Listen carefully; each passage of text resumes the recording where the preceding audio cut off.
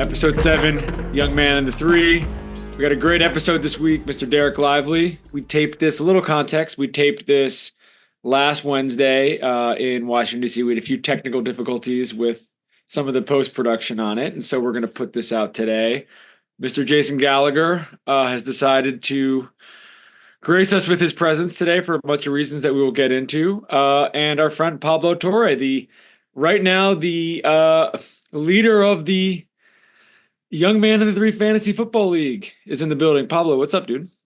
What a season. What a season. I feel like a 7'1", 20-year-old dominating this league with you guys, frankly. Before we get to fantasy, Jason, you were at the game last night. What'd you think?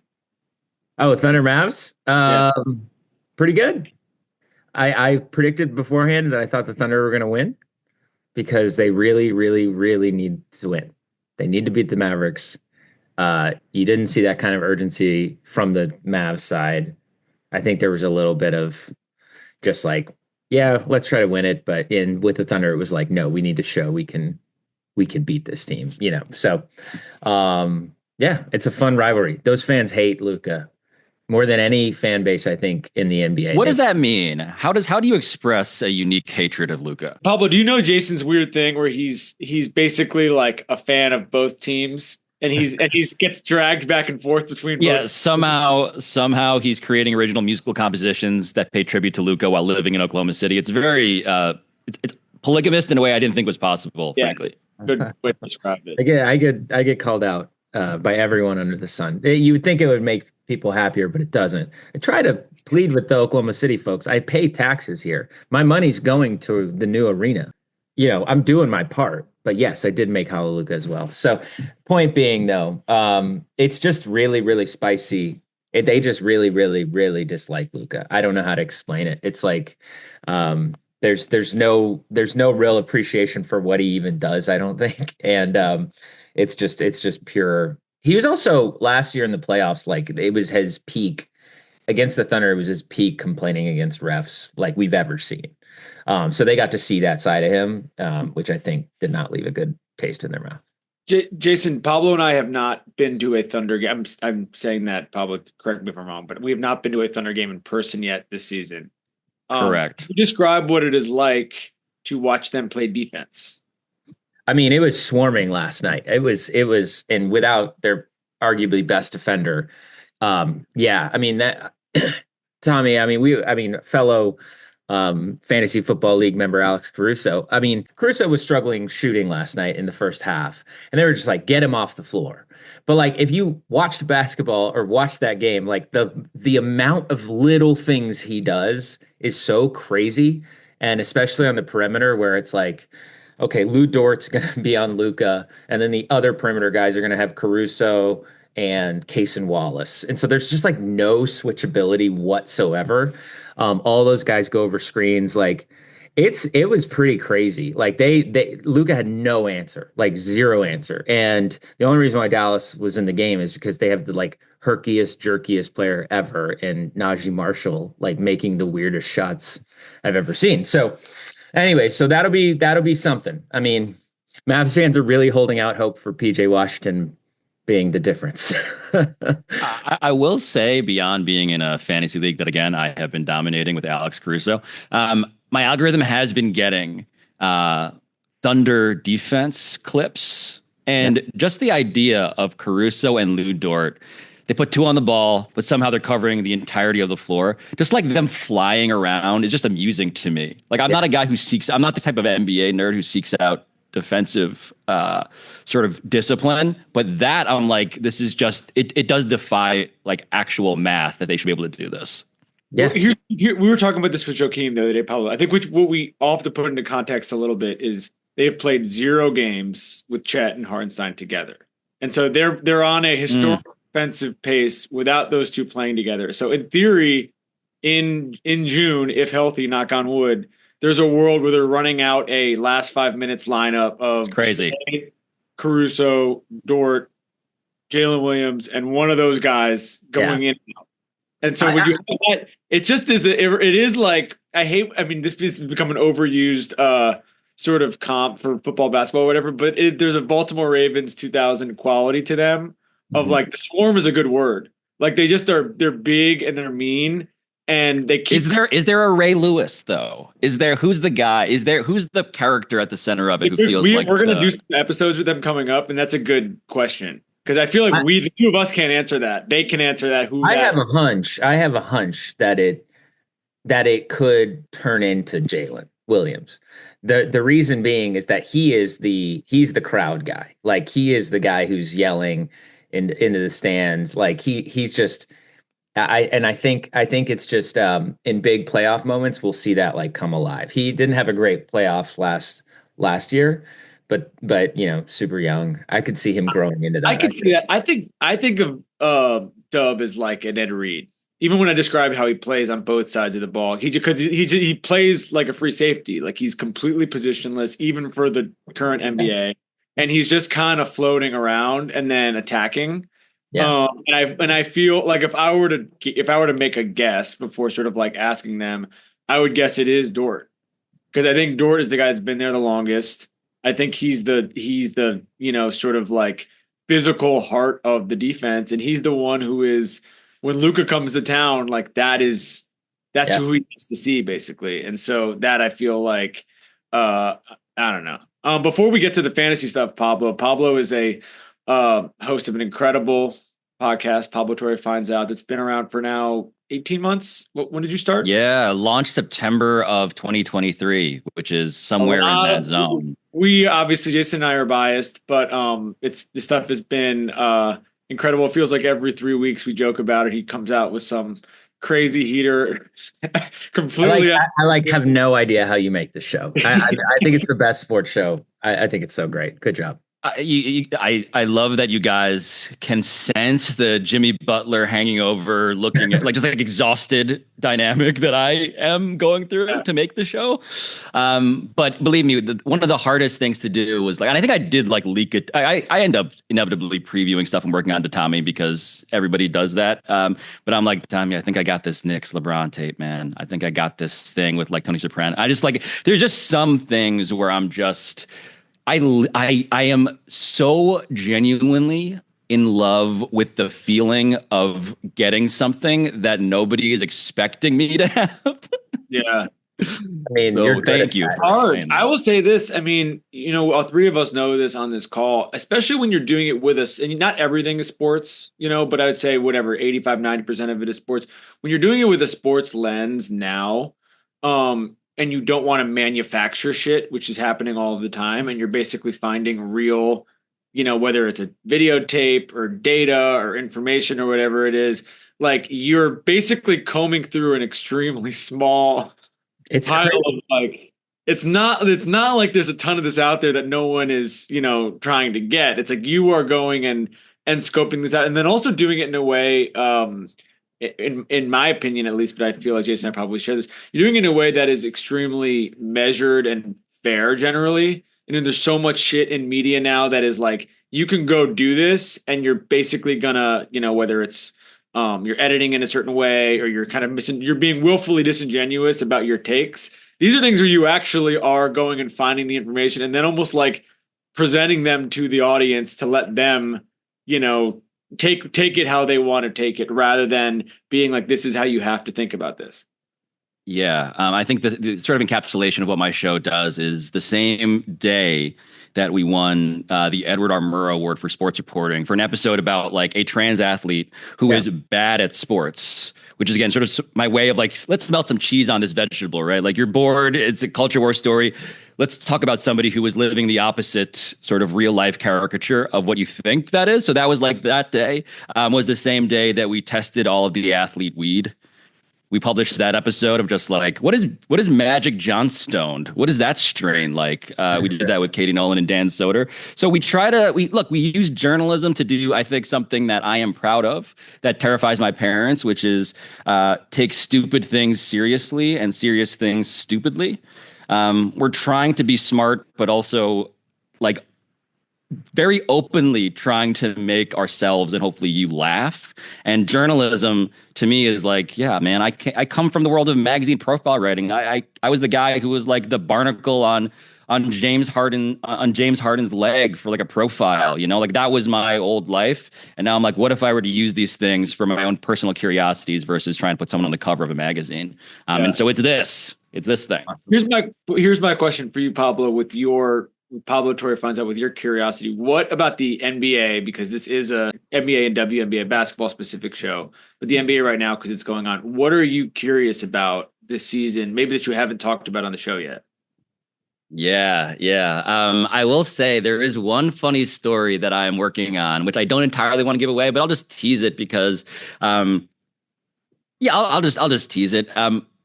We we're doing a deep dive into what it was actually like for the Philippines to institute a 4-point line. And what that might mean for like the NBA, which is constantly grappling with this current state of the league, in which everybody is saying, okay, what do we do with the sport that is so tilted in favor of that? Here is a real world example of a country and a league trying to do exactly that. But beyond that, really, like I have, man, it's just I don't want to be. I'm trying to be the guy who gives you an answer without like stepping on the thing that I want to keep. No, so how about not for the show? I'm not like, don't spoil the show. Oh. Yeah. Don't spoil the show. I'm saying like you as a consumer of sports, which you are, we both know you are. Like, what are you curious about? Not the Thunder, because we just talked about them, but what are you curious about? Yeah. Just on a fan level that you just easy. And this is also an episode. If he's out there, if you're listening, by the way, there is a certain part Filipino Philadelphia 76er who happens to be generationally fascinating at a time at which, and this is Jared McCain, at a time at which it's sort of the perfect scenario for him to be embraced. The Sixers. Oh yeah. I've been deep diving into Jared McCain's genetic We're code. doing stuff with him on this show. We should get that. We should do this together. We're gonna do stuff with him in January and February. Let me be a barnacle on your leg. He has so many distinctly Filipino traits, and you may have noticed that the two stories I've been previewing are both about the Philippines, which says something about my genetic bias, but also, I think, an untapped resource of culture. Jared McCain, for those who don't know, I'm sure your audience does know acutely better than most other audiences. He's a guy who should be deeply unpopular in the city of Philadelphia. Based on just how he presents. But because the Sixers, who I have this unfortunate sort of long-term relationship with, dating back to the process era, but because they're so bad and because he is so good and undeniable, it's another fascinating collision of like, what if we forced you to like someone because you needed him so bad, even if the same guy would be the very person you hate? I love that as a way of sports, just revealing things about what we think are generational stereotypes. I feel the same thing from Dallas. Just the idea that like a lanky German guy becomes like Mr. Dallas, Texas. You know what I mean? That's just like a very funny thing to think about. So yeah. I love it. Yes. When he comes on, I think we will circle back. Don't think that I'm not gonna now bother you both. I've told Pablo about this before. I shouldn't have been shocked by this, but I went to Philippines last August with FIBA. It was with the Team USA team. The level of fandom, the level of basketball fandom in the country of the Philippines puts any place in the United States to shame. And it's not even comparable. Everybody involved, they were like crazy fans of the podcast. Oh, no, unsurprising. The Philippines, to give you a sense of why I say these things about my ancestral homeland, the Philippines cares about basketball so much that they made, via legislation, Andre Blatch into a citizen so he could play on the national team. You may remember that fight the Philippines got into with Australia in FIBA, that like famous brawl in which there was like a McCurr relative. One of them got like was either jump kicked or was jump kicking. It was really hard to tell. It was a real like 6-on-1 hockey player versus 6 random people kind of in a parking lot scenario. Yeah. But it is Andre Blatch was on that team. He was there. And it's just like, and guess what? The Philippines loves that guy.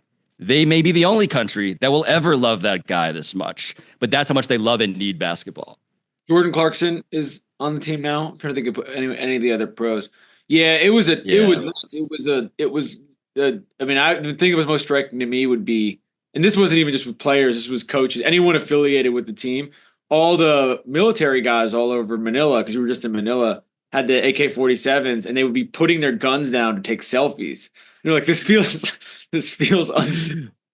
The Philippines, not unlike a certain state already referenced that Jason is familiar with, does have signs outside of restaurants where it's like, please leave your gun at the door. It's like, all right, That's right. great. Pablo has a very busy schedule, but we need it. We have to draft. Before we draft, let's talk fantasy. Jason has some takes. Jason, let's hear it. I don't have strong takes. It's one of the weirdest fantasy seasons I've been a part of. Outside, this isn't a commentary on your team, Pablo. It's just a commentary on the league. I asked Mina Kimes if she would join us, and she said she was on, but I low key think she just hates the league so much. He actively hates. Yeah, she being in tried this to. league with She us. tried to. I'll tell you this, not to blow up Mina's spot. Mina tried to bail on the league on a text thread with me and Pablo before the league started. I was like, okay, cool. And on the text thread, I said, "You're being replaced by Tim." And then when I said that, she said, "Okay, I'm coming back in." For those who don't know, All right. she's talking about Tim Robinson, the creator of "I Think You Should Leave," which is just very, very funny. I think we don't do this on our videos, but I think I ought to share the screen. Here we go. This is what the playoffs look like. So I'll sort of tee us up. Obviously, Pablo, even though his team is just fine, is the number one seed in our league. Tommy is the second seed, who I tried to dethrone through, means of my own.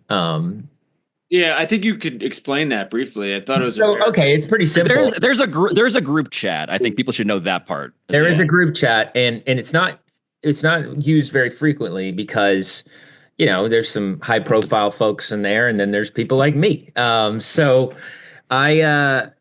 in this, what had happened last week was that I was playing Chris Long, and I knew that was an automatic W. So I was like not sweating that. The matchup I was watching was Tommy Alter versus Dylan O'Brien, the actor. I loved the Saturday Night Live movie, by the way. But anyway, so Tommy and Dylan, they're kind of on the home stretch, and it's pretty tight. The projected scores are pretty close. And then heading into the Sunday night game, who is it? It's McConkey, right? He gets ruled as out for Sunday night. And It's like less than an hour before the game starts. And I keep kind of refreshing to see if he's going to replace his flex position, which is what McConkey was in.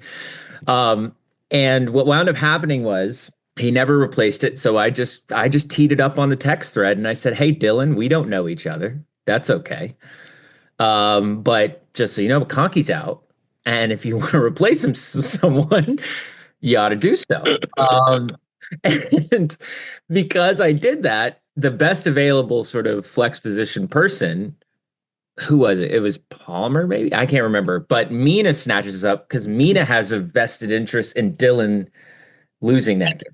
No, I think what it Yes. was she got whoever the replacement for McConkey on the Chargers was. So she got basically by him not playing, there was like another receiver the same way they'd be like, Yeah. And by the way, she snatched him up to just store him on her bench. So Yeah, she didn't even want him. She just wanted Dylan to lose, and I needed him to win. So she immediately does that and says, "Thank you, Jason." He eventually gets in there and he gets Brandon Cooks.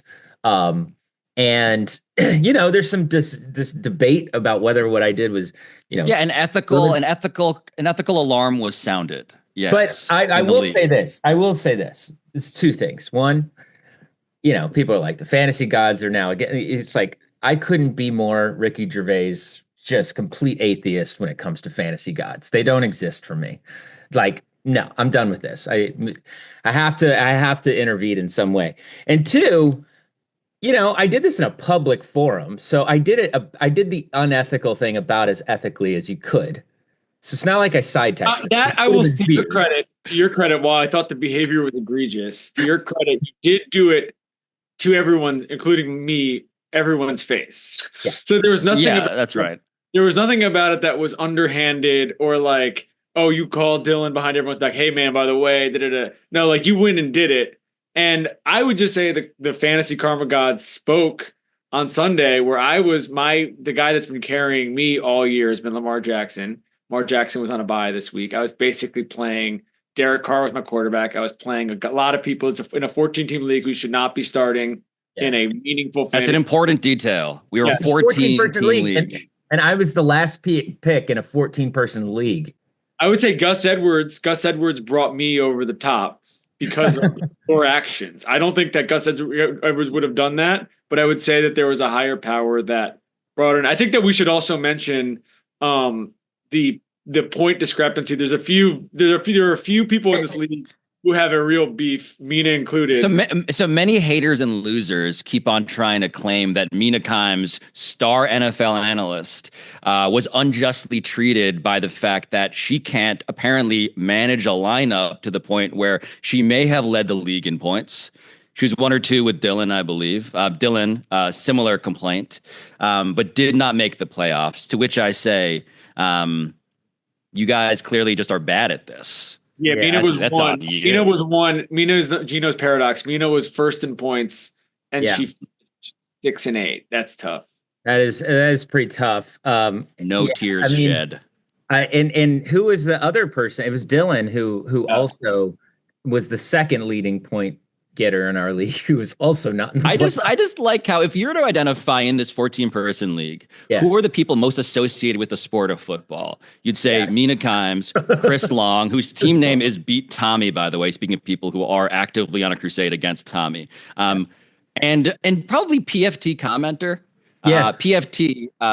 And by the way, just in terms of order of finish, 11th place Mina, 12th place PFT, 13th place Chris Long.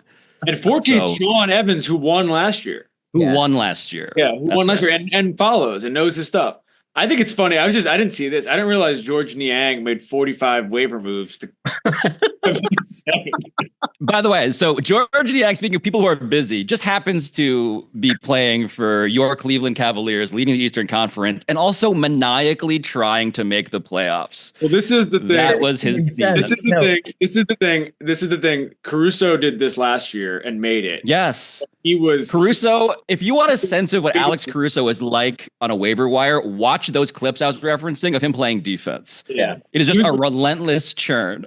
And I will say we should shout out Mikhail, everyone's fighting for second, for making the playoff, because he last year, in his defense, when we drafted, we were in Manila. Yeah. It was during FIBA, and the time schedule was all fucked up, basically, where it was like, and it's impossible to get 14 people on to agree on a time. And so the draft ended up being at like 4 a.m. after a loss or something. And so he didn't do it. Yeah. And so he's basically all year and like didn't have his team and that is an excuse, but this year, to his credit, he fought back. He had a real strategy. And I don't think he's there. I think he's going out this week, but I think making the playoffs is a win for him. Wow. You're predicting that Mikhail's going to lose. My favorite thing about this league is, where else can you see Mikal Bridges like talking shit to Tim Robinson and Tim Robinson not really responding? It's just beautiful. Yeah, it's just the best. At one point, not to violate the confidence of the group chat. At one point, Mikal basically said, "Sorry, I need to feed my family," and I was just like, I don't really know how to respond to that. I'm just glad that someone decided to say it. Yeah, it was great. I mean, my experience with this fantasy, I also kind of hate this league, and like I said, Tommy, I love this league. So much. 2-time playoff maker, just same, and 2-time third place finisher, which is the worst. But it's the in every fantasy league there's always one person that you hate and they have no idea, and mine is Tommy for sure. I watch his team every week, and I'm like, we have an idea. No, but you didn't know before this week. You didn't know that before this week. Whenever like 3 weeks ago, the PFT is bad in this league. Okay. And I'm playing him, and I'm up by 40 points and it's a Monday Night Football game, and he has Saquon Barkley. And Saquon goes for 44 points, and he beats me. And then the next week, he plays Tommy and just lays an egg. And I was like, again, fantasy makes you a crazy person because I'm like, of course Tommy gets away with it. This happened to Dylan and I twice. Yeah.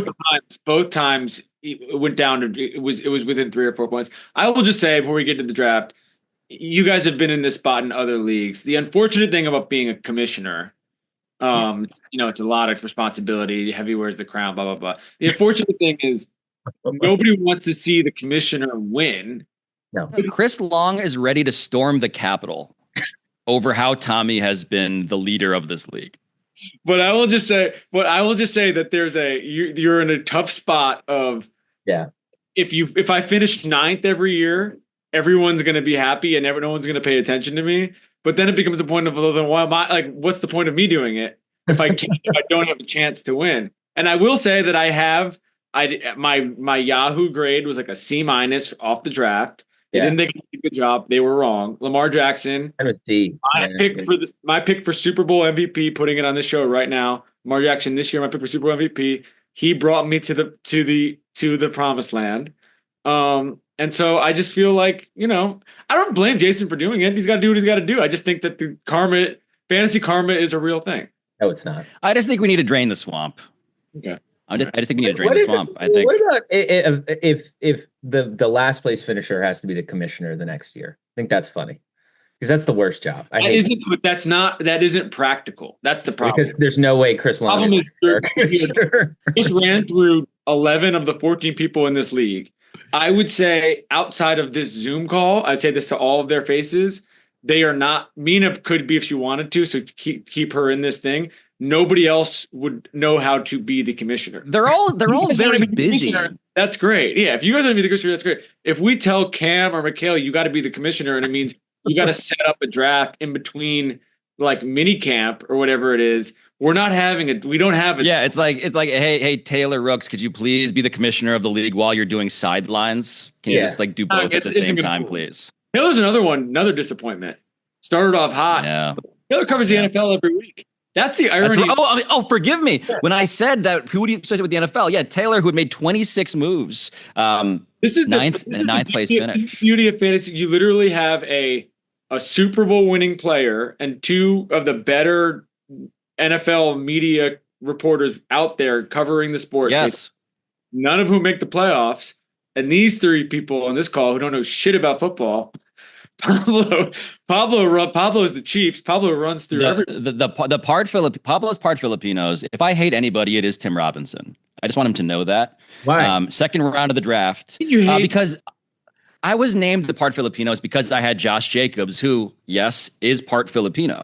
And so my whole thing is like, I need to get one of these guys to make my name real. And Tim Robinson, who had the pick right ahead of me, took him. And I have never forgiven him for that. And so as a matter of revenge, I have destroyed the league to get justice for my ethnicity. Just to avenge Tim. Yes. Yeah, we got it. So for everybody wondering, so Pablo's obviously in first place. He and Tommy both have buys, and then it's myself against Alex Caruso. We both are projected to score 97 points exactly this week. So it's going to be a tight one. And then who else?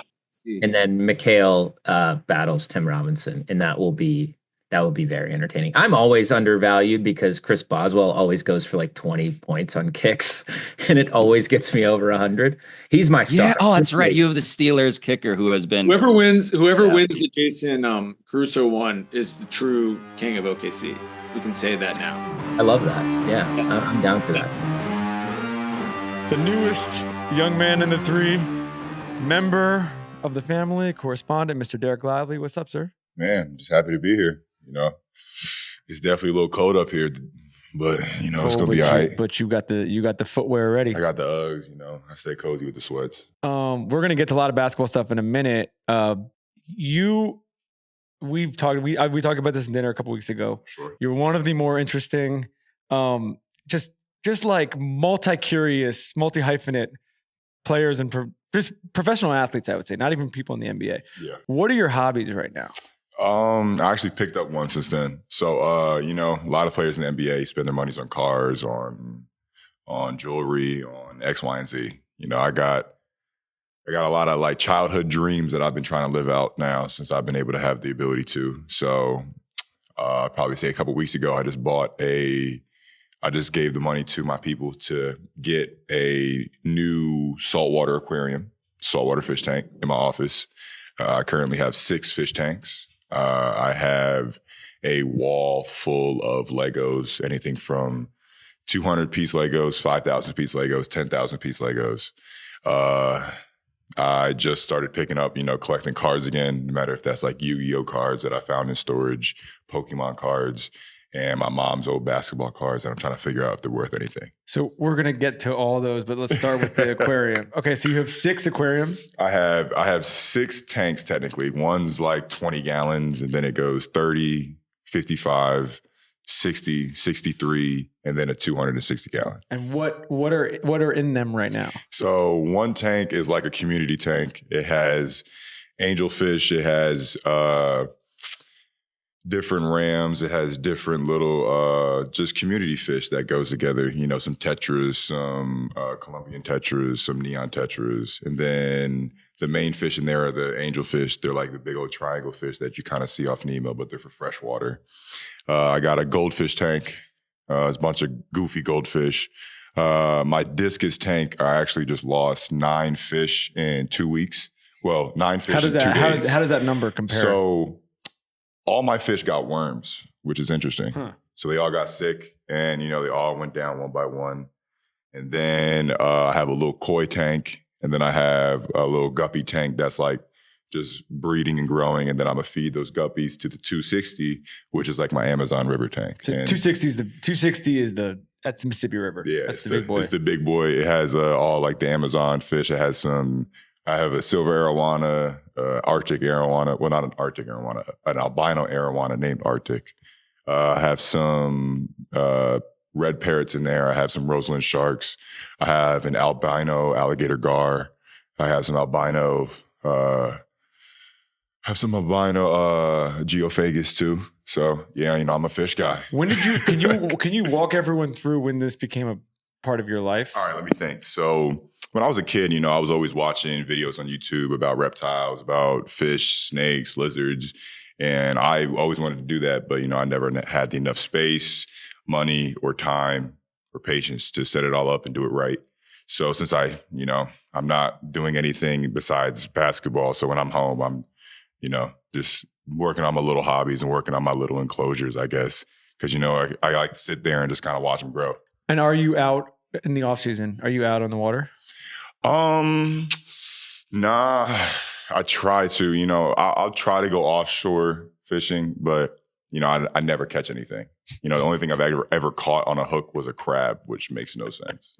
Makes zero sense. I was laughing. Do you feel like is that a goal? Do you want to change that, or you kind of just I got the system down? Like I feel like I don't want to go out there and catch like a little 6-inch fish. Like if I'm go out there, I'm gonna try to catch a big old like a grouper or something. But if I do that, I might fall in. So fair. it's a win lose, a high risk, high reward type of situation. The Legos. I have a lot of Lego questions. All right, so I want to hear the like how old you were when you got into them first. I mean, when you're a kid, your mom gets them for Christmas. Everyone loves Legos. Everybody Every kid loves loves Legos. them. Mine was always the Jurassic Park ones because I'm a dinosaur kid. But recently, I'd say I picked it up probably like the middle of the season last year. I think it was like a fan gave me a Lego set, and it was a dinosaur one.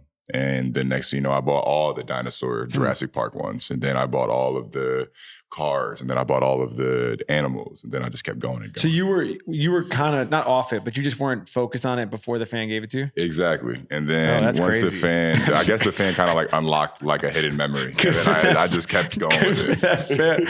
I saw something. I don't think you told me this. I think you said this in some interview or something at some point. You said it helps with hand-eye coordination? Yeah. I actually be trying to not use my right hand because usually you'll pick up with your right hand and hold with your left hand. So I'll try to pick up with my left hand and hold my right hand so I can get better at using my left hand and like just figure out like sometimes whenever you try to put things together with your left hand, it takes a little bit more time than it does with your right hand. What's your Lego Mona Lisa? I would either say the Cathedral of Notre Dame, that was a 10,000-piece Lego, or the Millennium Falcon from Star Wars. But I am now working on the Eiffel Tower, which is going to be 4 feet, 10 inches tall. And how does that, so like with the Eiffel, what is that? Like, how long does that process take? Oof. You know, it really depends on our schedule. You know, it depends if I'm able to be home for a couple of days. Yeah. Because, you know, we'll look at a day. So I'll wake up, I'll go in, I'll get my treatment, I'll lift, I'll work out, and this will be a game day. And then after, I'll come home, get something to eat, and I'm got an hour or two to build Legos. After, I will take a little hour nap, and then I'll try to wake up by, you know, building some more Legos for a half hour, go to my game, play my game.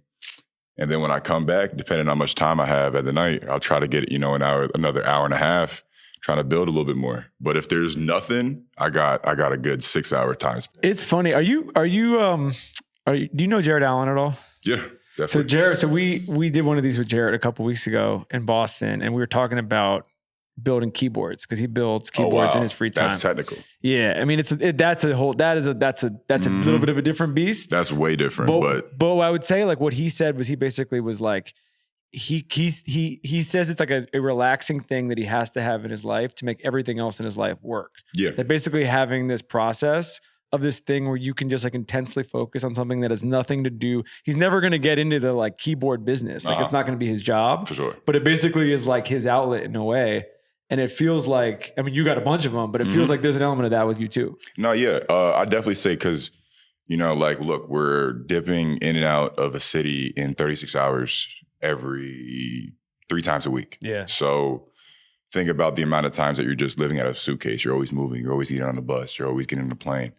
You know, you got a little second to sit down and breathe whenever you find your hobby, no matter if that's Legos, keyboards, or fish. What do you think about Miles' collection? You know, he has some of the creations that I'm going to build. So I'll say that he started earlier than I did. You know, I have some time to catch up, but you know, I've talked to him about a couple sets here and there. Is that I'm just thinking, is the Lego world like, is that competitive or is it like collaborative? I'd say, you know, people try to put us against each other, just like whose collection is better. But like, there's some things that he would build that I wouldn't build. Yeah, it's like an art collection. Exactly. It's like usually taste. Exactly. Yeah, you know, that's fair. I talked to him about building a Pac-Man machine to actually make it work, and he gave me a heads up to, you know, look out for a couple of troublesome parts, and that helped me out. So Did you see the Pharrell movie? Yeah, sure. Do you like it? Definitely did. Yeah, they just don't miss creatively. Like there's like it's like one of those brands. There's all the aspects of it. They don't put their name on stuff that is. They don't allow their name to be used if it's going to be like some shitty thing that is like. They got to make some money from it. So when you're growing up, you had all these hobbies. When did basketball become the thing in your life that became a real, you know, path? So the first thing was swimming. Like I was a swimmer, diehard. Like went to district, states, qualified for nationals. That was my thing. Like what age? So this is elementary school. This is like 2nd grade, 3rd grade. And 2nd grade, 3rd grade, I am heads and shoulders above everybody. I wouldn't say like I hit a growth spurt though. Yeah. Like I came out 2 feet. You just kept going. I was always like 99th percentile. Like I always was just tall. You know, it wasn't like there was a day or like there was like a year where I grew really tall. It was like, he's up another 3 inches. He's another 4 inches. And he just kept going and going and going. And now I'm this tall. But 5th grade, I'd probably say, you know, my mom was the type of mom you got to play a sport every single season. I don't care what it is. You could go out there and kick a rock all season, but you got to do it. And, you know, since my mom played basketball, I always said it was my mom's sport. And I never wanted to pick up a basketball until, you know, I'm out at gym class, you're playing with your friends and, I'm kind of good at this. You know, I guess I'm closer to the rim than everyone else. So 5th grade, you know, I'm playing with some middle schoolers and, you know, I slowly started to figure it out, but nothing really started to click till like 7th, 8th grade, I joined an AAU team. And then my freshman year of high school, I was hurt. So I just sat there, watched my high school team. And then sophomore year, I was like, okay, I could possibly do something with this. And it is the swimming, because it's both winter sports. Is like swimming going the back burner then? Yep, that's exactly why swimming just kind of faded crazy, away. He would have been like I would have been Phelps. a crazy swimmer. Like I would dive in and be at the other end whenever. Like I remember I was in elementary school swimming with high schoolers for practice. Dude, the Olympic swimming coaches are like, this would have been the guy. That was my thing. You know, I always liked how calm the water was. You know, you could jump in the water, and when your head's underwater, you don't hear nothing. You feel like you could, if you just jump in there right now, I still got it a little bit. You know, I feel like my breath, like, because to be a good swimmer, you got to be able to jump, like dive in and hold your breath basically, or breathe once or twice the whole way down. I need a couple more breaths in 1 or 2. One sidebar about this growing up experience. Grew up a Philadelphia sports fan. Yes. Most traumatic, not even traumatic, just most like most defining Philadelphia sports fan experience. Nothing hurt more than 2019 before COVID when Kawhi hit that shot over Ben Simmons and Joel. You know, Joel switched off. Well, Ben Simmons switched off to Joel, and Joel tried to contest. And when he hit that shot, you know, it was kind of one of my last days of being a Sixers fan. That was it. That was hurt because, you know, my mom used to work for the Sixers, so, you know, her favorite players were Andre Iguodala for AI, and she's always been a Sixers fan, so I was. And, you know, I kept cheering, but, you know, it never went anywhere. Do you think, I thought this because I grew up a Cubs fan, and I feel like this might be spin, but like there's a thing about being like a tortured fan of a tortured fan base that it just builds character. Yeah. And that you are like, it has helped you in other parts of your life. For sure. Because you of know, all like the bullshit. everywhere you go, like people's going to ask, so like, who's your favorite team? Who's your favorite NBA team, NFL team? And that kind of defines who you are. Did you ever have a, I can't see this because as long as I've known you, this is not your personality, but did you ever have a like Philly asshole sports fan phase? No, you know, I definitely hated my Steelers fans. You know, that was my only kind of like big like heckle as a sports fan to another. You know, I never had like some Philly fans are crazy. Some Philly fans are really crazy. And thinking about when the Eagles won the Super Bowl, you know, I really wish I was in Philadelphia just to see the amount of energy, people climbing, people ripping things down, just to see what was going on. So high school starts to become, how tall are you at that point? In high school? Or like freshman, sophomore high school? Freshman year, I'm like 6'9", 6'10". And it's basketball starts to become basketball is like year round now. I'm playing on AAU. I'm training in the off season. I'm trying to become better. And then COVID hits. COVID hits going from ending my sophomore year. And, you know, the world comes to a halt, but you got to continue to put in that work. So I'm not in Philadelphia anymore. I'm in State College, PA, which is in the middle of nowhere. Penn State. And I'm going to my local YMCA because I know one of the owners, and he lets me come in at any time just to work out. So Thanksgiving, working out. New Year's, working out. Christmas, working out. Birthday, working out. So you're just finding yourself just in that like constant repetition of being in the gym, working out, and just trying to become better. You know, no matter if that's me guarding. That's whenever I kind of figured out that I could guard, you know, people who were 5'6", 5'10", and I had to move my puppies to stay in front of them, and that's kind of helped me get to where I am. What age were you at that point? Let me see, sophomore year. I'm 15, turning 16. This is kind of a hard question to answer because it's so hypothetical. But do you think being in State College, being in a place where like you didn't have any distraction, like they say about in certain NBA cities, like no, for a fact. You lock in because you're in a place where you got nothing else to do.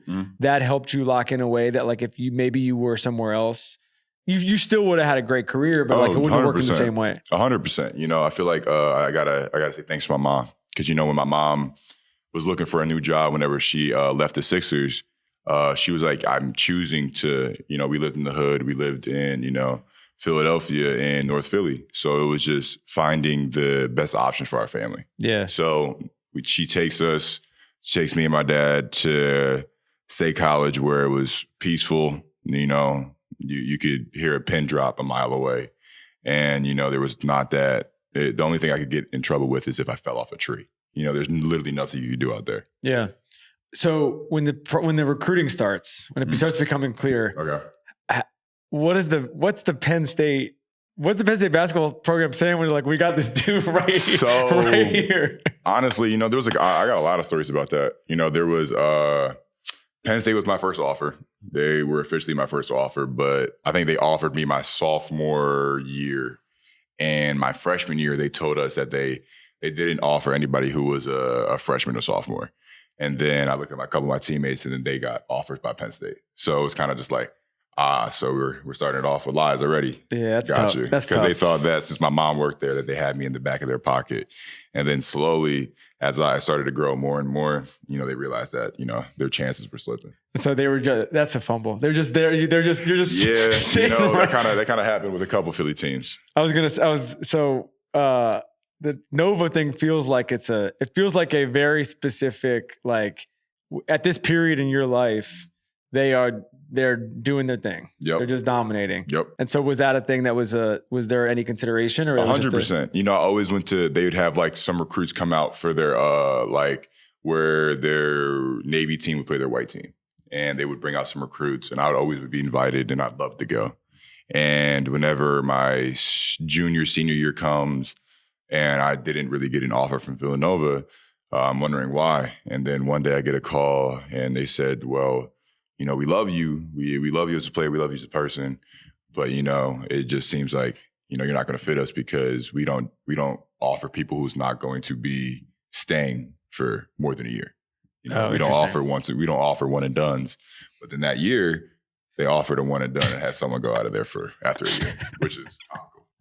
Like we're just understanding that sometimes things college coaches say are not always you just a lot of great people, but not always on the up and up. Exactly. You just got to take it with a grain of salt. That's kind of what comes with the territory. So Duke was that a dream or was that something where it just made sense? I mean, of course, everybody envisions themselves going to Duke. It's Duke. Yeah.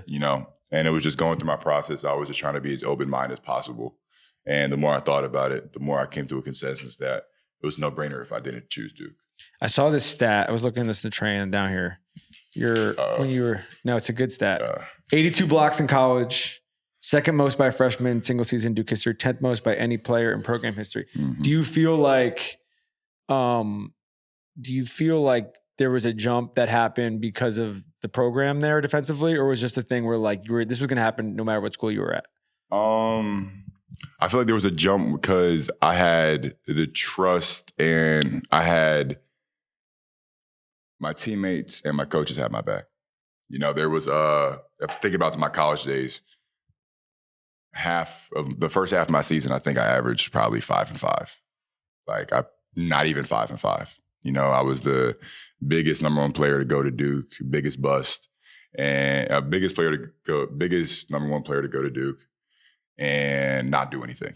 I got the whole 9. I got hate, I got death threats, I got all of it. And I'd say right around the new year, right around Christmas is when I kind of just locked in. There was times where I was like, all right, there's things I can't control, but the things I can control, which is defense, which is effort, which is rebounding and blocking shots, I'm going to take it as far as I possibly can. And, I became the anchor of our defense. And that's kind of how we turned a little bit of a corner.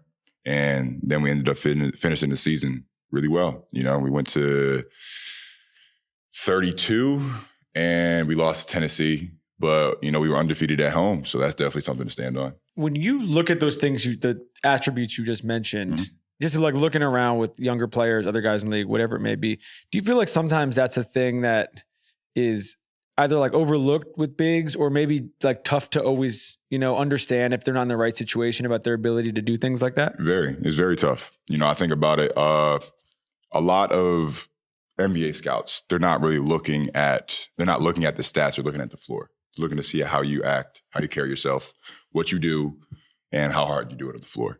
No matter if that's setting the hardest screens, getting your teammates open, passing the ball, rebounding, diving on the floor, or even if whenever you're having a bad game and you come out, how is your demeanor on the bench? Are you still involved in the game? Are you sitting there thinking about yourself? Or what's going on in your head? There's a lot more things that goes on before you talk about how many points did you score? How many threes did you hit? How many dunks did you have? Yeah. It just feels like it's a metric that A, if you're not on a good team, or B, if you're doing it and like your teammates aren't, mm-hmm. It's hard to, you can bust your ass all you want. But then it's 1 out of 5 people. Yeah. So 100%. you just start, and I mean, we'll get to the, where you are now in a second, but like, there's a reality of like, this is why you have to be the leader. Because if you don't lead with that, then it's just not going to happen. It's not going to happen with anyone. Exactly. Kind of instead of telling people to do it, lead by example. Yeah. That's what it comes down to. Draft night. What do you remember? Oof. What are you looking in retrospect? That was the longest, shortest day ever.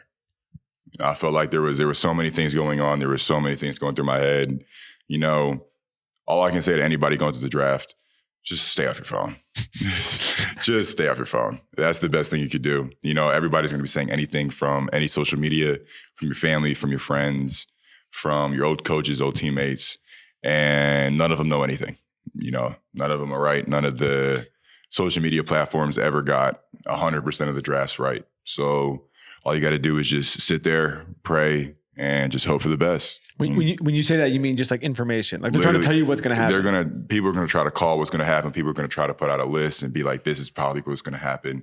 And it never goes 100%. You know, maybe 1 or 2 or might be 1, 2 or 3 might be guaranteed. But from then on, you never know. Where was your, when the trade happens, what was your head at from that, whatever, 18 minutes when that? Ooh, I definitely remember. So after 9 gets drafted, Dallas has 10, and Dallas drafts Kaysen. And I was like, oh, okay. I would have been grateful if I would be able to go to Dallas, but it doesn't look like we're going to be able to.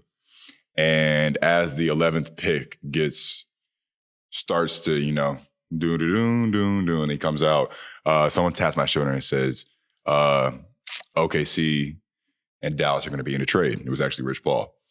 And I was like, oh, so what does that mean? And he said, what do you think that means? I'm like, don't say it. Don't say it. Don't say it until it happens. I don't want to hear nothing until it happens.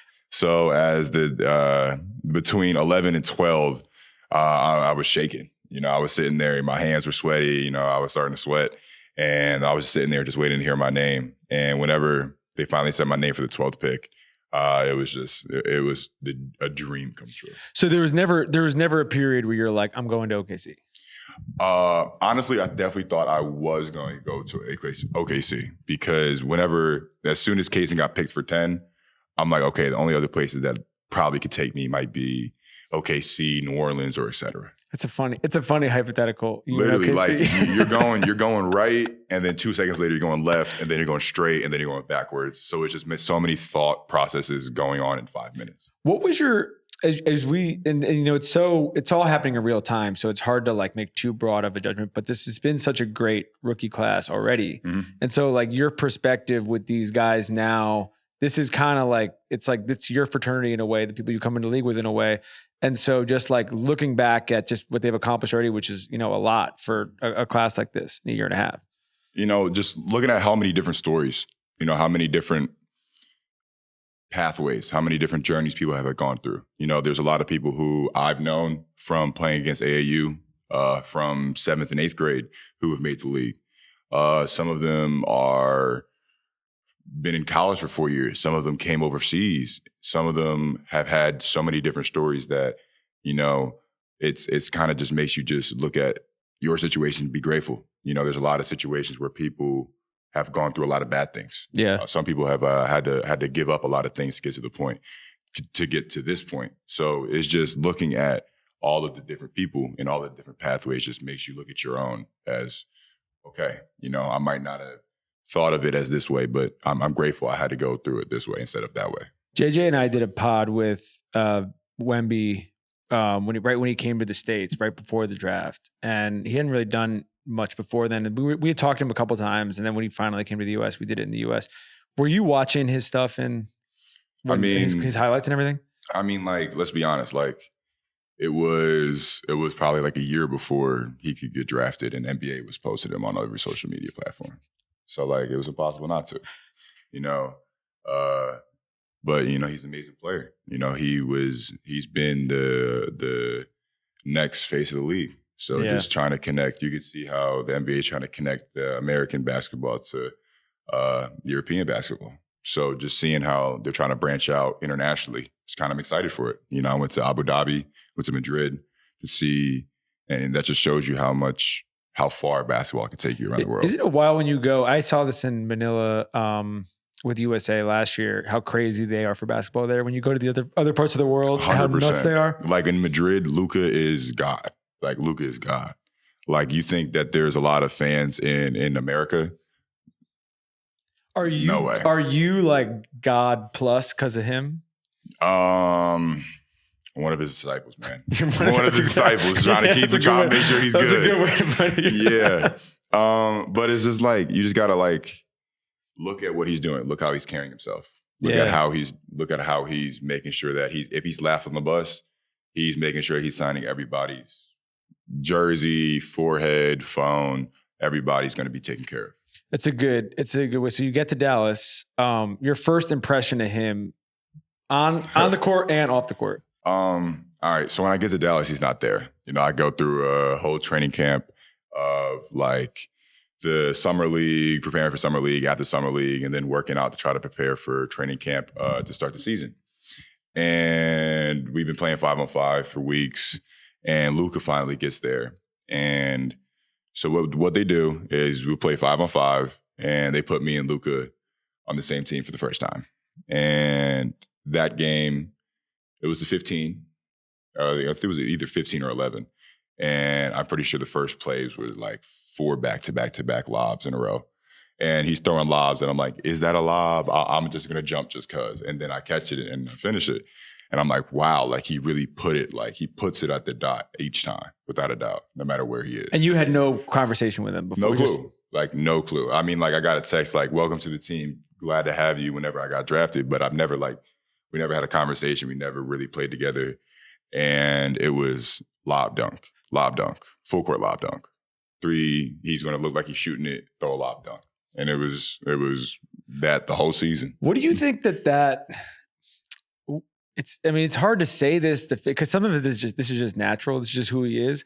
But like the touch, the ability to do this, it's almost like supernatural in a way to do this with somebody who you don't. Generally, you need chemistry with somebody to do this. Now you guys have chemistry. You didn't have chemistry in this first game. So the ability to just walk in and be like, he doesn't know you at all. Mm-mm. And he's putting the shit like on the dot every single time, the ability to do that. And it's funny because like I could see him test me. Like he's like, all right, he can catch that one. What about this one? Okay, he can catch that one. What about this one? Okay, I'm about to try something. And it's just, I could slowly just see him just try more. Yeah. You know, I haven't tried this in a long time. So let me just throw it like this. We throw it like this. And still on the money.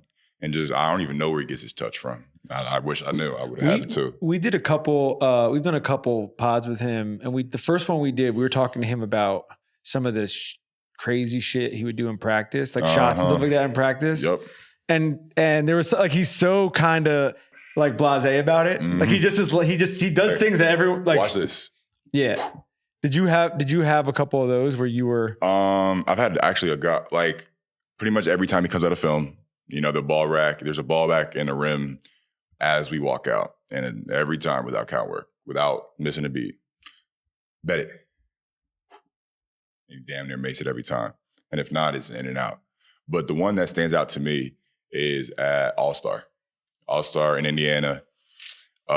He's practicing. I'm there as an NBA correspondent for a rookie. And I'm asking people questions. I have the microphone. And I'm talking to Luka. He's like, watch this. He grabs the ball. We're at the corner of half court. And before he shoots it, he turns around. He goes, bounce. He throws it up, almost touches the scoreboard, comes down, bounce, and then the whole place goes crazy. Everybody goes crazy. I'm like, ain't no way. I run off. I walk back. He goes, I bet. Another. Throws it, bounce, in. And it's just like, what the hell? like how you just gonna act so calmly doing such an impossible shot multiple times? Isn't it funny? It's funny, and you have 2 teammates who are like this. But you're funny that you are like, you have professional. These are the best players in the world. Yes. And everybody is just sitting there with that look on their face. Mm-hmm. Like he's not doing it to high school kids who are like, oh my God, I can't believe you can do this. Like it's just like, all right, whatever. I've seen you do better. That ain't nothing. From when you've been with him, did you have a favorite in-game shot? I think the first shot that he really hit in game that I was like, okay, I see what they're talking about, is when we were playing the Brooklyn Nets, and it was like our early in the season, right? Early in the season. I remember this game. It was like 4th, 5th game in the season, and it's like I think we're down by 1 or down by 2 in a close game, and Luka gets double teamed. 4 seconds on the clock, 3 seconds on the clock. He's near basically the hash on the sideline that's halfway between the baseline and the half court. He's double teamed. Can't pass it to nobody. So he slingshots it over his right shoulder and it kisses off the backboard and goes right in. And I'm just sitting on the sideline like, what in the hell did I just watch? Like, and everybody's going crazy. And the coaches don't jump. It's normal. They expect him to hit it. That was the game where they were throwing, they had all those, they were throwing Kale and Dorian and Ben. They were throwing everybody at him. Everybody at him. And they were playing great defense, and it just didn't matter. It was literally like you could all come. Kept hooping. Yeah. Kept hooping. What about the Minnesota? Man, whenever you see him getting his rhythm, tween cross. Hezzy tween. And that is just, he's going to rock you to sleep, to step back, or if you jump too close, you're going to get the and one and he's going to get his free throws. So it's just like, since I've seen him do it so many times, I can see him loaded up. Yeah. And to see the rhythm and see exactly the spot he wants to get to and just see how crazy it is, he gets to the spot every time. So your other teammate, you, Josh, and I have talked about this a bunch as a Wizard. I think most players, most current form or whatever, considered him to have the best handle probably in NBA history. Okay. 100%. They were in that conversation, if not number one top or two. Three. Yep. Top two. Not two. Not three. How about your exactly? There you go. How about your sort of initial, having grown up watching him and seeing him win championships, do his thing, seeing him do his thing at Duke, your initial thoughts seeing that up close, and it's a little bit of a different skill set than what Luka is bringing. So just seeing something like that and just like basically playing with him, rather than just seeing it from afar. It's just being able to like just see what spots he's getting to. Because people think he's trying to go for a layup. People trying to think he's going for such a crazy shot with all these dribbles. But recently I have really noticed how much Kai gets open shots without dribbling. No matter if it's a face-up jab, three, or he's going to back cut you and someone's going to throw a lob and he's going to kiss it and spin it right off the backboard and it's going to go in. Or if it's just he's going to catch it on the move and still use the right amount of steps to lay it over three people with the left hand. It's just how focused and how calm he is in high pressure situations. There'll be 4 people in the paint on him and he's still going to get to whatever spot he wants to. I was going to ask about the calmness. It just feels like he is never sped up, ever. No. And I try to guard him in practice, try to talk shit. Never works. Then we'll block him once and he goes, oh, okay.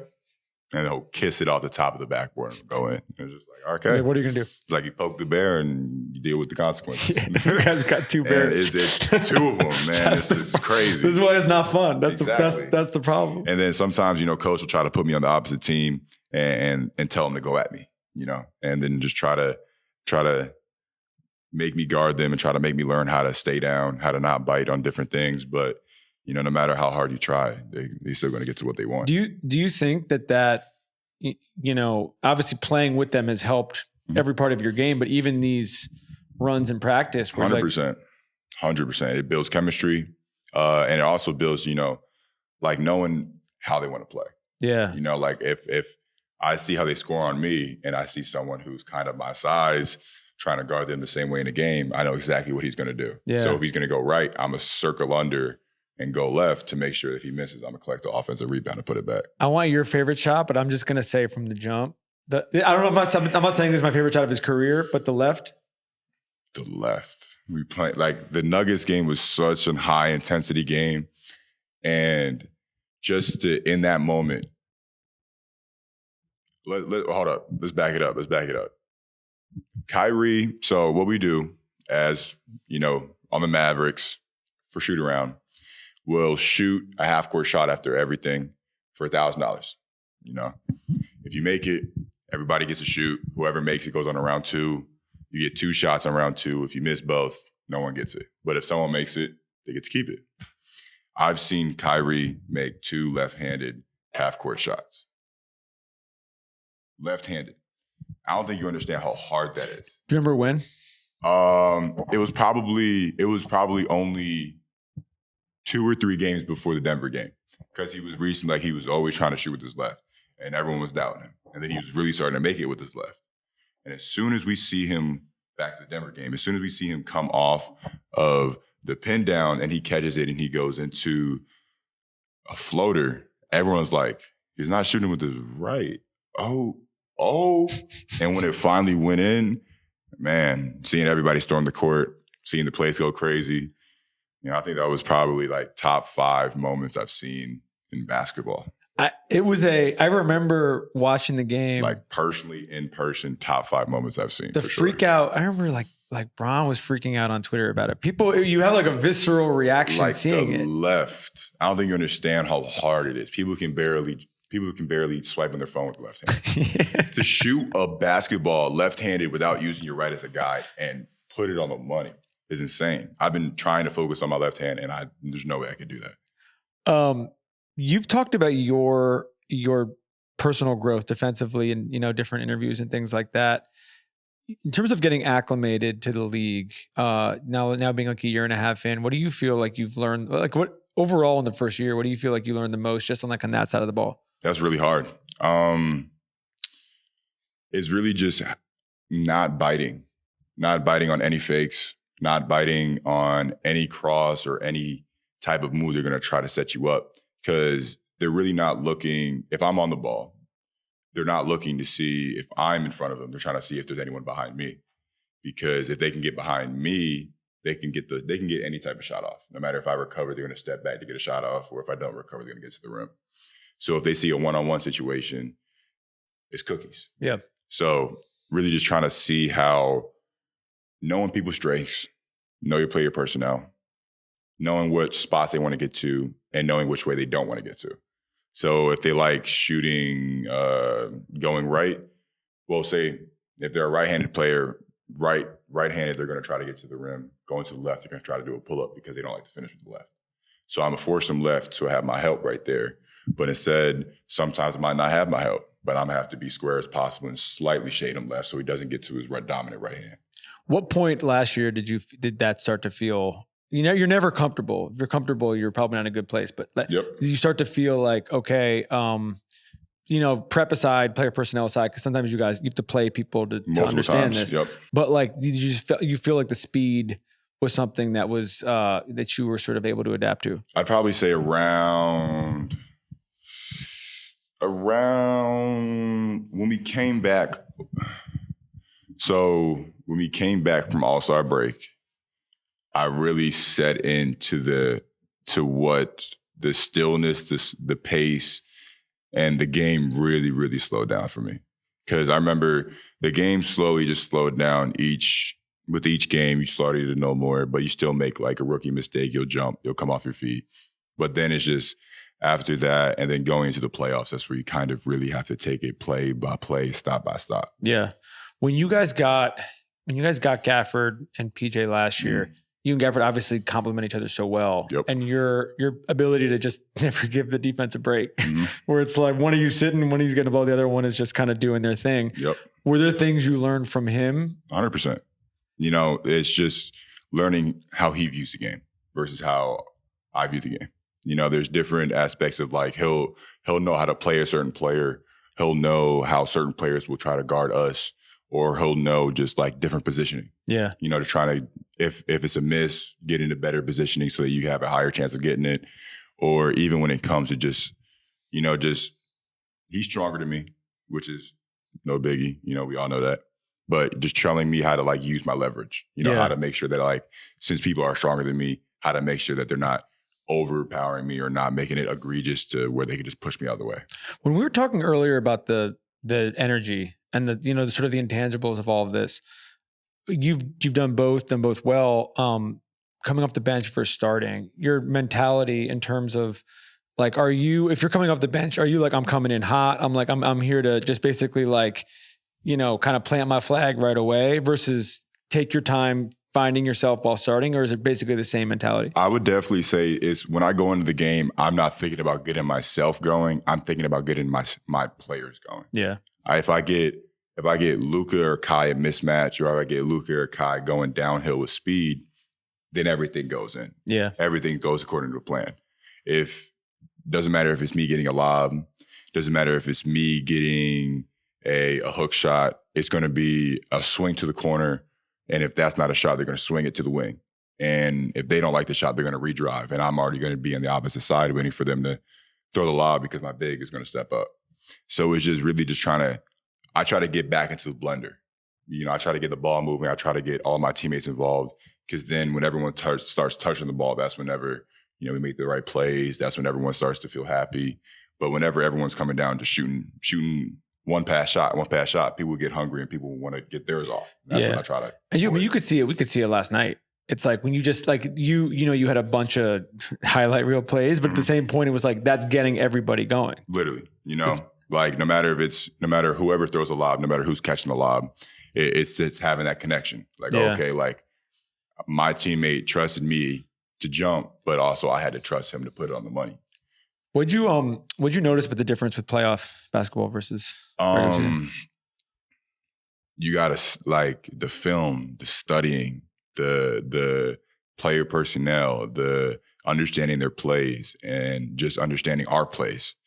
Everything is taken up tenfold. No matter if it's 1 hour film turned into 3 different hour-long film sessions, or if it's, you're coming in only like 2-3 times a week to get some night shooting, you're coming in 5 days a week to get night shooting, just so that you can always just be sharpening your tools and sharpening your mind, because everything's always going to be changing on the floor, and you got to be able to adapt as fast as possible. When you have a series like really all of them, but I take the OKC series just as an example, where it's these two great teams who are basically just going, going shot for shot, going head for head. Yep. Are you, in your first experience in this, is there ever a part of that moment for you where it's not like it feels overwhelming, but it feels like there's a heaviness to the sort of like constant that you're dealing with in a way that is different than, what you ever had to deal with in your life? Hell yeah. The weight of the decision that you make, the weight of the pass, the weight of the shot, the weight of everything is heightened because it is playoffs. And you can either swim, you can either sink in that idea, or you could swim, you could float, you could breathe in it. And just having that, for me, it was just having that like competitiveness, like, oh, okay, this means this much. All right, bet. I'm gonna show you what I can do. Oh, you don't think I can do this? All right, bet. Watch this. And it's just having that like competitiveness to kind of just drive you, where, just thinking to yourself of, so many people think that I can't, but I know damn well I can. Yeah. It's funny you say that. We did one of these a couple of weeks ago with D White in Atlanta, and he was talking about his first finals experience against Golden State. Yeah. And he said a lot of sort of similar things about basically how there's that heaviness was, and Steph took advantage of it against them. You know what I mean? Where they just were like, they had a great season, they had a great run, but you were going up against somebody who had been there before.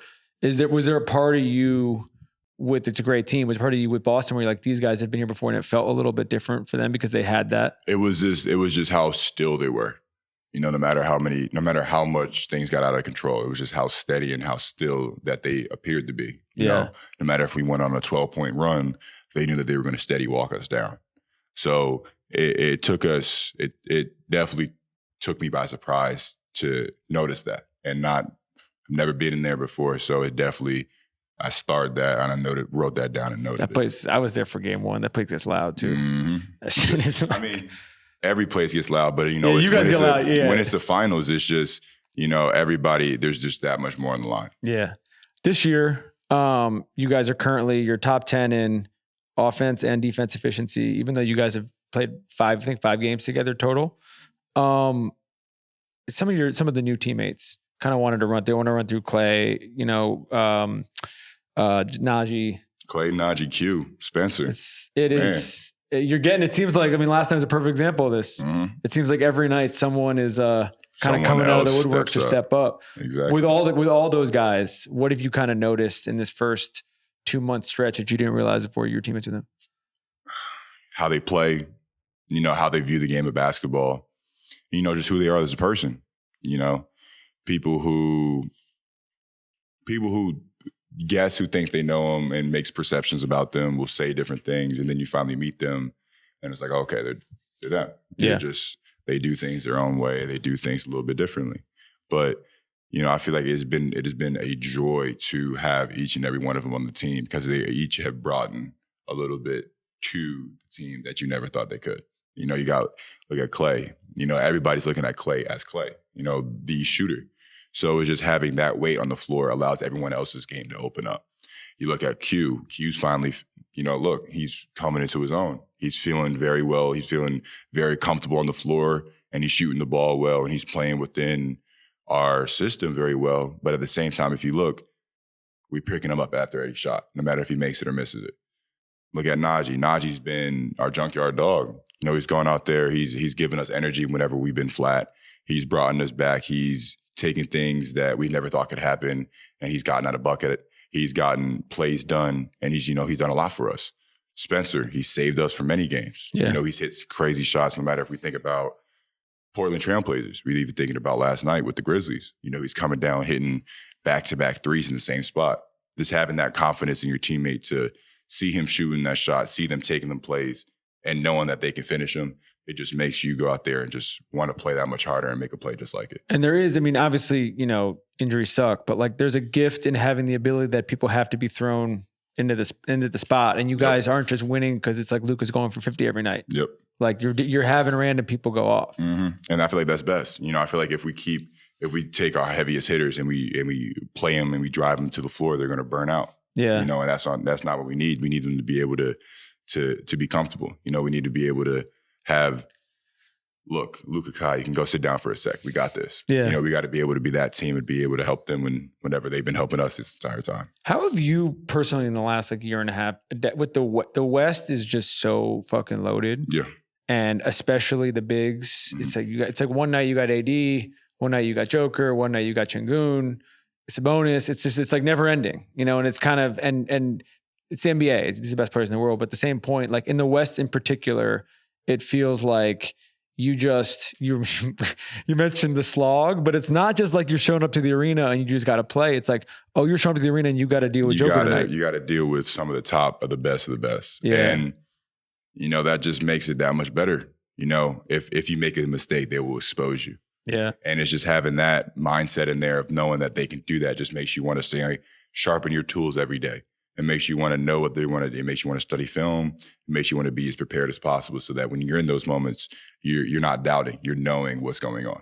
Do you have this? It's always the interesting thing, I feel like, with guys, once you get past, the first couple of months of your rookie year where, you're not a fan of anybody. It's like, these are your peers. These are your coworkers, your contemporaries. But at the same point, you look at a guy like Joker, you look at a guy like AD, you look at what they've accomplished in the league, and you're basically being like, oh, I need to bring this energy against somebody that I know is going into the Hall of Fame one day. Yep. I know is going to do this one. And so is there a part of you where you get amped up every night? So this is not like, it's like, I can't think of a game you play where where the energy hasn't been there, but something gets lifted a little bit when you got one of those dudes? I feel like, the better opponents you play, the more your heart gets pumping. I feel like that's kind of the moments where you're like, oh, okay, like let's see all the work that I've been doing. Let's see how far the gap is between. Yeah. Let's see because you look at the amount of times you played them before and you try to get better each time. You try to learn, you try to get better. You try to allow them the easy buckets that they had, the buckets that you didn't think they could score. You try to take them away, and you just try to not pitch a perfect game, but you try to go out there and make as least mistakes as possible. Josh and I were talking yesterday. I haven't talked to you about it yet, but about the 25 under 25 list, which is like, it's media, it's listed, whatever it is, but it also is extremely well deserved. And it's a cool group to be in. And it's a group that it's going to be fun to watch everybody in that crew sort of rise up and see where they blossom into. Yeah. Are there, these are maybe guys from, from your draft class or just guys you become friends with. Are there guys from that group in particular when you're not playing them that you are, because you're a basketball fan, it's like, you'll go watch tonight after we're done with this. Like, are there guys like that you just like watching? Man, my man B-Will been killing. Crushing. Brandon Miller definitely been killing. Thompson twins, My man, the Thompson twins definitely been cooking. They're tough. That team is tough. My man P5, my teammates. I think about Jalen Duren. There's a lot of players who might not even be on it. Like Imani Bates. There's some players who I know can be on any team and who can stand out. So it's just kind of looking at like, some players in the team are 25, but some players like me are only 20, 21 years old. So it's just seeing like how, okay, this year, this is the list, but let's see who's going to be blossoming in the next couple of years. Yeah. I think we'll wrap with this because it's too fucking cold in DC. And we all got to get some food to go to sleep. Your overall perspective where you are now, we're going to be doing these, over the sort of course of the year, sometimes with, teammates, other guys around the league, whatever it is, but your personal perspective on where you are now, what you've accomplished. We just ran through a lot of it. I think most guys in the NBA would be thrilled to have had some of the experiences you've had already. Mm-hmm. And we're filming this in December of your second season in the league. Yep. You're a very sort of introspective guy. How you just sort of feel about the last 2 years in terms of everything that you've accomplished? Man, these last 2 years have been insane. I feel like, whenever people say, you're living in a movie, some days, you feel like, pinch me, this is definitely not happening. There's been like a lot of highs, real highs, and a lot of lows. So it kind of just comes with the territory of just knowing that like, every day is going to be great. And you got to know that you got to have those bad days so the good days feel great. And, it's kind of just definitely helped me. There's definitely been times where, you've been in some low times and you still got to be able to navigate. What did he say? Navigate your way out of it. And that's kind of the hard thing to do because, everyone's around here thinking about whatever he's thinking, whatever he's thinking, whatever she's thinking. But the only thing that matters is what you're thinking and what's going on in your head. So it's just try to block out as much noise as you can and really just kind of stay on your course. And that's kind of the hardest thing to do. For real. Well said. Appreciate you. Mike out. So I wanted to set the draft up. Our draft, we haven't been doing them every week for a bunch of reasons, but we're going to get back into doing them more consistently in January. Our draft is presented by our friends at New Era, greatest partners of all time, wearing their jacket now. They send us all kinds of shit. Pablo, they're going to send you stuff. They have a new collab with Alpha Industries. It's amazing. NBA basketball or NBA, NFL, MLB, everything. Jason, what do you want to draft? Because you sent this topic this morning and I like it, but you have to give context for it. There's not a lot of context to give. It's, it's the holidays, it's gift giving. And, there's always articles about the hottest toys, And so what I'm saying is let's go with the best toys of all time. And I would like to preface with a couple things. One, it doesn't mean the best toys today. You know what I mean? But you got to put yourself in the shoes of the child when the toy came out. You know what I mean? So it's like historically just the best toys ever. Toys that last. Hall of Fame, it sounds like. Hall of Fame. Yeah.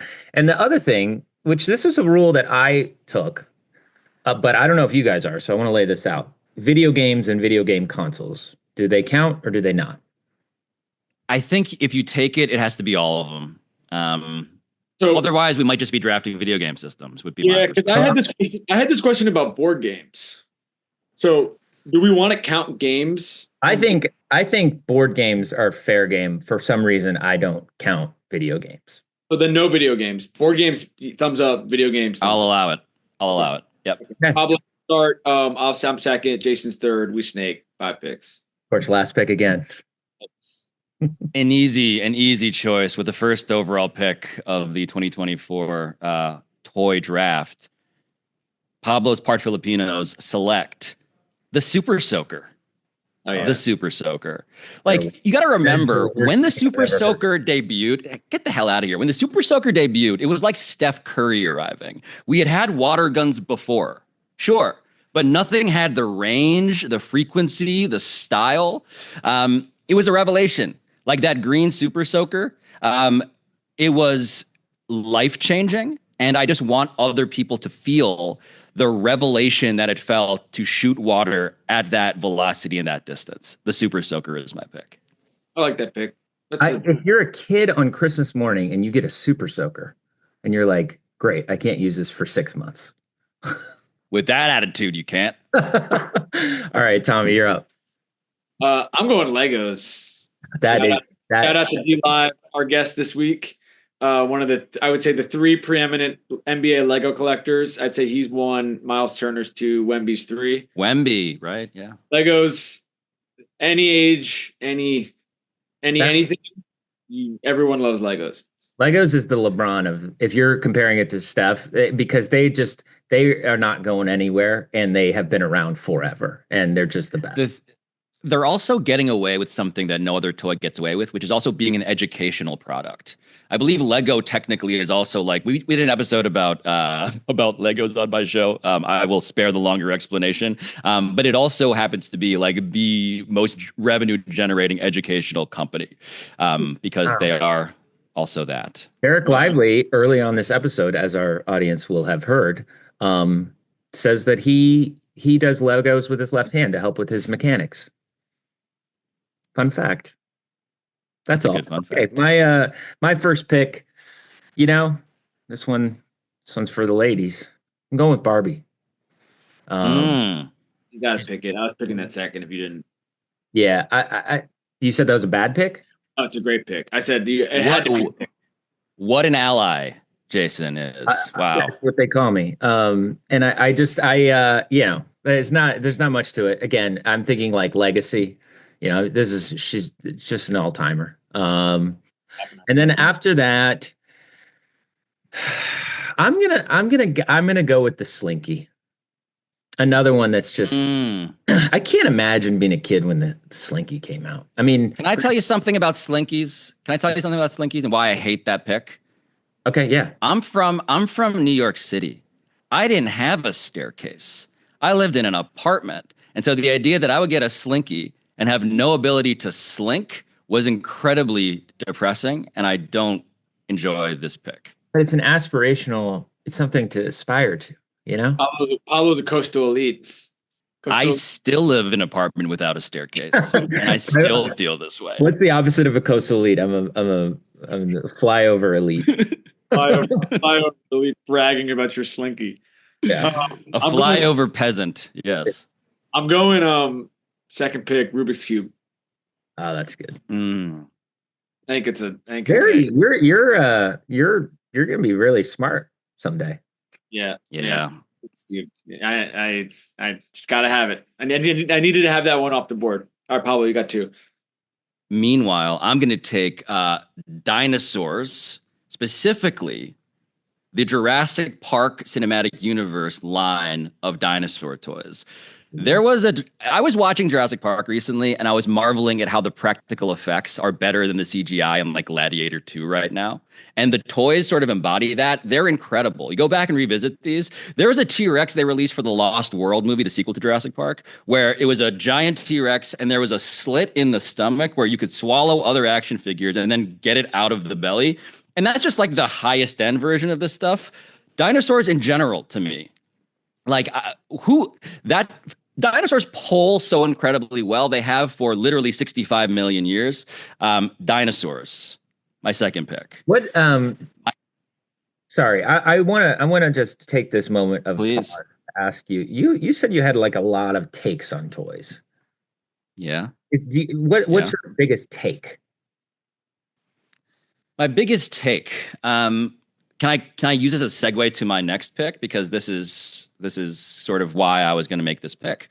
Yeah, there are some things that you may confuse as nostalgia, but are actually incredible engineering. So like the whole idea of like, I'm just going to pick stuff that I liked when I was a kid. Cool, I get it. That's fun, like nostalgia, all of that. But really, there are some things that just can't be improved upon, which is why my next pick is that Little Tikes Easy Score basketball plastic set. It is the thing with the blue stand and the red rim. And if you're a parent, which I now am, you realize they have not innovated on this thing for 25 years. And I have it in my daughter's room. I'm playing on it. I'm teaching her how to play basketball using it. It's incredible. Some toys, they just figured out and shouldn't be improved. I love that. I actually love that pick. That's a great third round pick. That's a great pick. What's the technical name? I think he's. I had I to think he Google said it. it. Isn't Yeah, it E.G. Pike's basketball hoop? I feel yes. If we get this is now an ad read, I but the just Little Tikes Easy Score basketball set. I just like that Yes. I like that it's like one of those things that every year you're like, should we change this? And you're like, no. The No, orders just keep Never coming. change. no. Don't innovate. Don't innovate. Just And the best toys are the ones where like the parent kind of is like, I'll walk by it, shoot it. If I miss, I'm like, well, I can't just walk away. Got to make this. You Yes, know what I mean? exactly right. all right, third pick. I'm going Monopoly. We're doing board games. Taking the LeBron of board games off the board. Had spawned, I don't know, hundreds of spin-off different types of Monopoly games, but OG Monopoly, you got to play it, 5 times a year just to keep the brain sharp. Want that? Yeah, What piece are you guys using in Monopoly?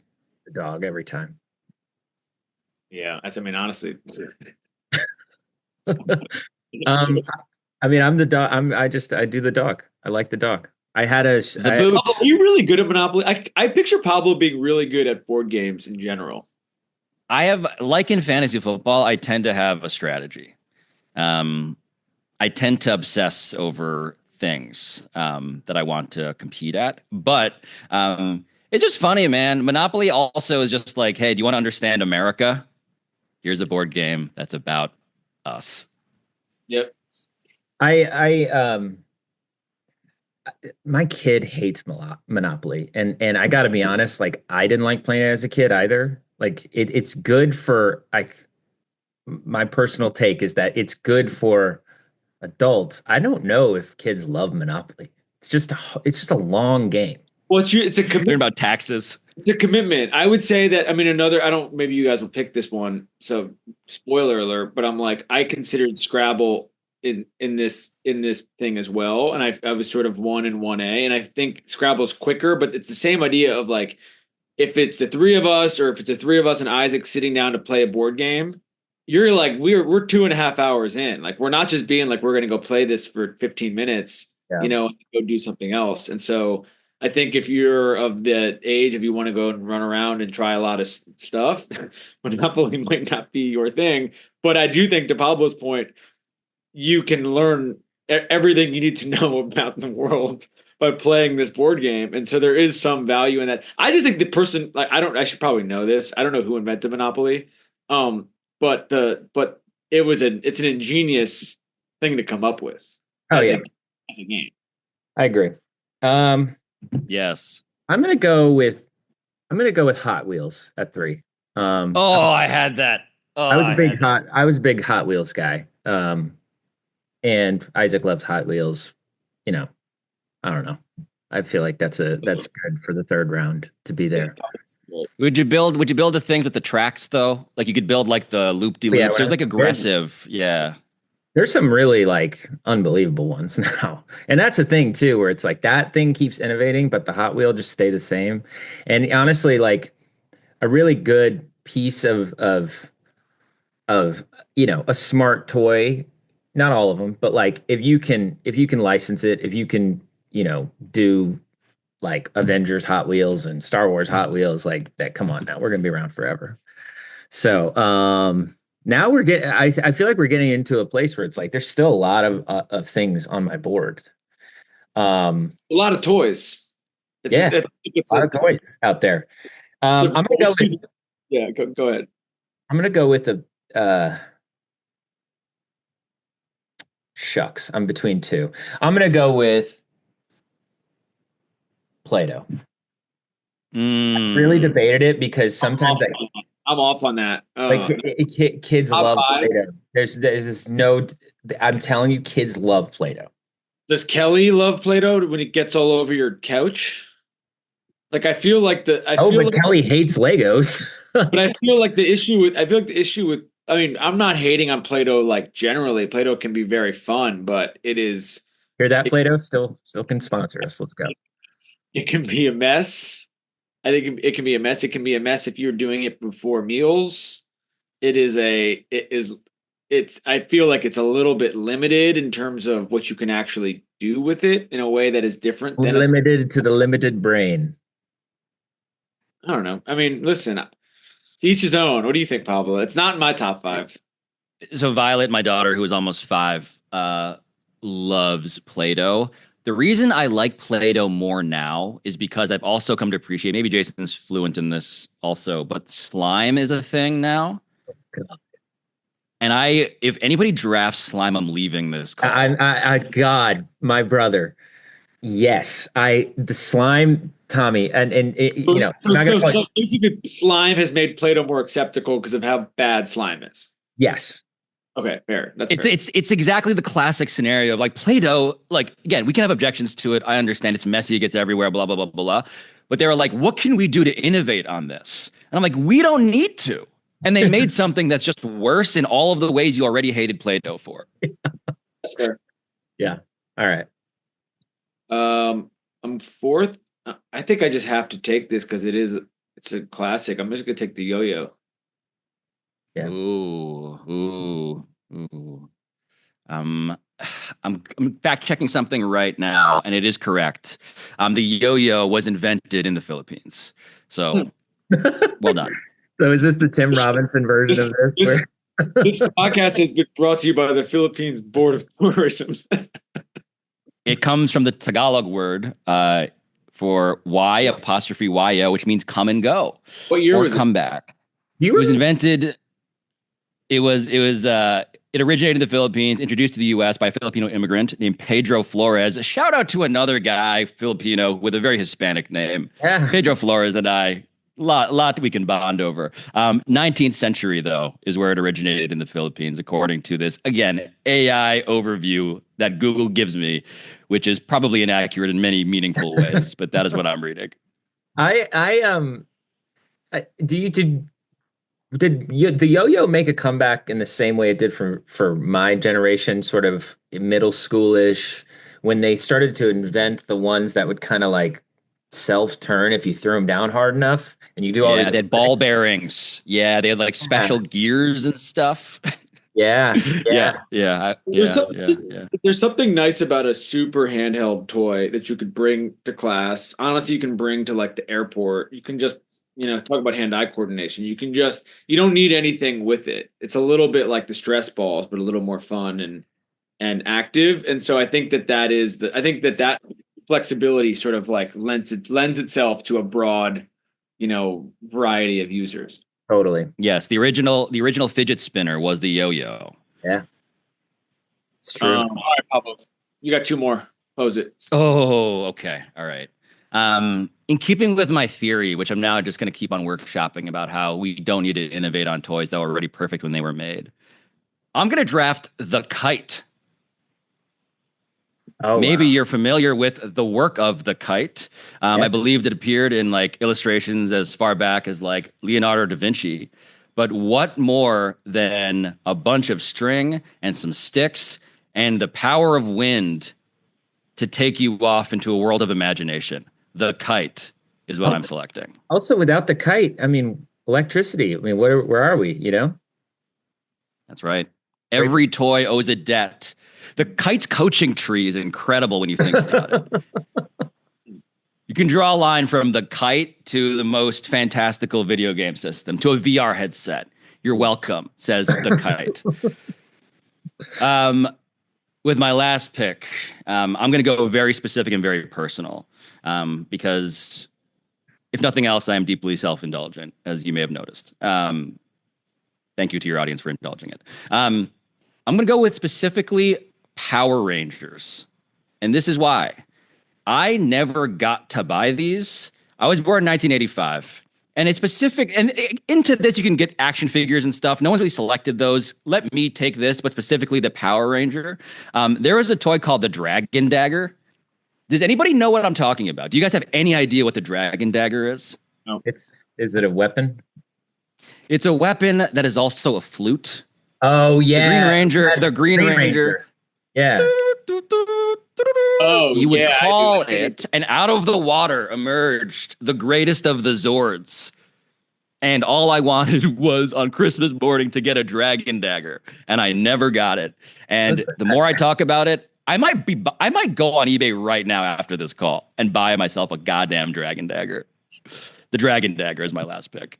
This is just reigniting a flame in Pablo's heart that's from his childhood. You killed me for drafting the Slinky, and then you just drafted the Dragon Dagger for the same reasons. I like it. I'm very. That is a personal pick, my friend. Yeah. No apologies. I love it. Okay, I'm going my fifth pick. I'm going Connect Four. Personal choice. I don't know if everyone loves Connect Four. I personally love it. I think Connect Four is like, and Connect Four has is the opposite of what I was describing with the problems with Monopoly and Scrabble, and that we can run through it in 30 seconds. But it fits for all ages. You know, everyone can do it. So Tommy's taking a lot of stuff that adults would also enjoy, which is another theory, another argument, maybe a take to have, which is adult. Should they be for all ages? Adult toy business is moving. I mean, adult toys could be its own draft, though. Like, that gets weird though. You got to be careful. That's good. By the way, those devices owe a debt to the kite as well. Just for the record. That's right. Okay, just like JJ you would usually do in drafts, where he sort of talks through what we've left on the board before picking his last pick. I think, I think like if we're talking about games, I think like a deck of cards is an interesting, thought experiment. Hula hoops, remote control cars. We've left a lot on the table. But this one, my pick, also my personal pick, but I'm not going to pick it, is Pogs, just because of what it meant to me. Completely out of date, like completely not a thing anymore. But man, Pogs were sick. Before crypto, there was the slammer. Can you find out on your show if there's like a Pogs league anywhere? Absolutely. Great idea. I definitely still have some of mine. I remember going to like the bodegas in Manhattan would of course inevitably sell bootleg Pogs. And it'd just be like, they would cut out the cardboard circles themselves, have some like thing they printed out. And I just remember having a collection full of like the licensed Hasbro Pogs, as well as the like knockoff ones, as well as just like varyingly rusty and like dangerous feeling slammers, which are just pieces of metal. Just like its own currency. A system of currency that's a great pick. I didn't pick it. That you did not pick. I did not pick it. I thought about it. But this actually is more of a philosophical thing, that this is more for parents, and Tommy's going to get so pissed at this pick, and I don't care. But I'm going to go with a cardboard box. A cardboard box is a real... That's some real parent stuff. It's true. That is what... You could spend, Tommy, I was debating a cardboard box or a stick, because... That's not a toy. You could spend $1 billion on a gift for your kids, but if your kid sees a cardboard box, they're like, that's my toy for the next day. Do you agree with this, Pablo? I'm like, you think it's there's a distinction between a useful device for yourself or your child that you can play with and a toy. A cardboard box and a stick are not those are things that exist in society. You could say a bottle of Diet Coke is a toy because you like spinning it around. What's the difference?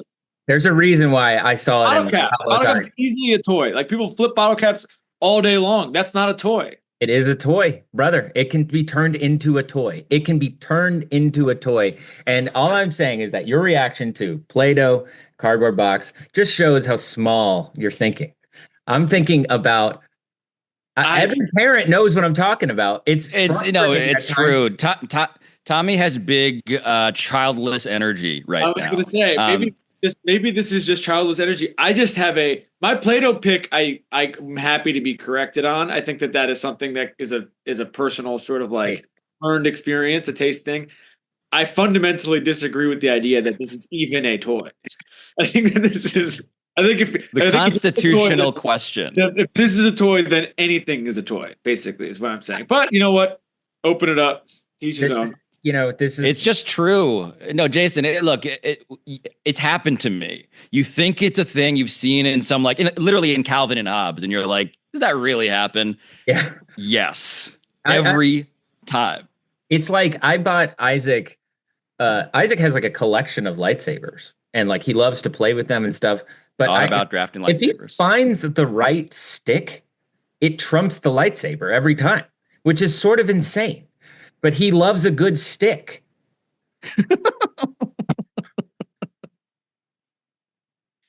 This is reasonable. This is reasonable. The stick, God's original toy. God's original toy is the stick. I mean, honestly. Anyways. All right, Pablo. We've taken up enough of your time. Pablo Torre finds out, the current leader of the Young Men in 3 Fantasy League. We'll see what happens in a week and a half, though. You got to time. Yeah, some time to rest.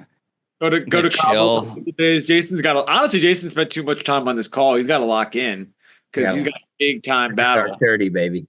But we will check in with you after you play and see how everything is. I'm gonna go buy a dragon dagger, and I'll see you guys after you survive this round of the playoffs.